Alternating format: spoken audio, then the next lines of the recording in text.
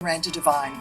Today I'm in the West Wing speaking with one of the most powerful people who you might not have heard of, White House Chief of Staff Susi Wiles.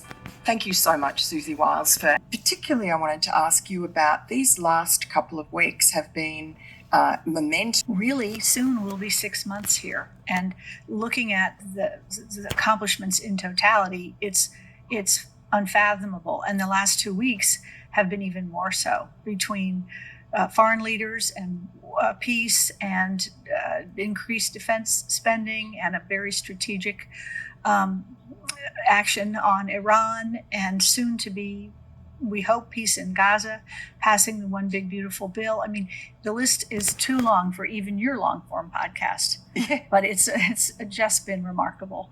And is that something? No, because the way the 2020 election went and did whatever, he had 4 years to think about exactly what he wanted to do when he got back here, and was ready to begin on the first day, and has never stopped since.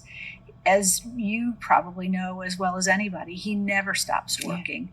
And so when you combine a work ethic that's unparalleled with a wish list that's very long and an appetite for success for the American people, this is what you get.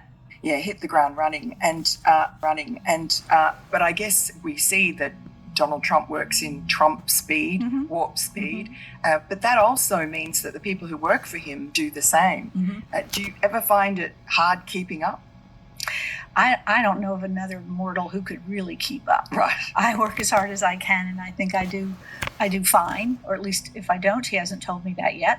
But it is superhuman pace. There's no question. And if you look around at the staff, they're all young but me. So there's a reason for that. Yeah. And what actually does a chief of staff do? Oh boy. I gave some piece of advice to myself when I started this job. I am the chief of staff.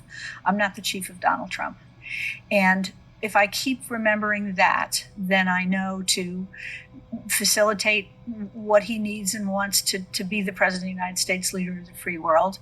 We assemble, I think, the best staff that's ever worked in a White House, bar none. I'm in charge of all the administrative stuff that nobody would want to be in charge of, and also the big picture that I do want to be in charge of. And it's a jack of all trades in some ways. In government, and particularly in the White House, the chief of staff is fairly prescribed. There is a responsibility for the military office, responsibility for the continuity of government, all that sort of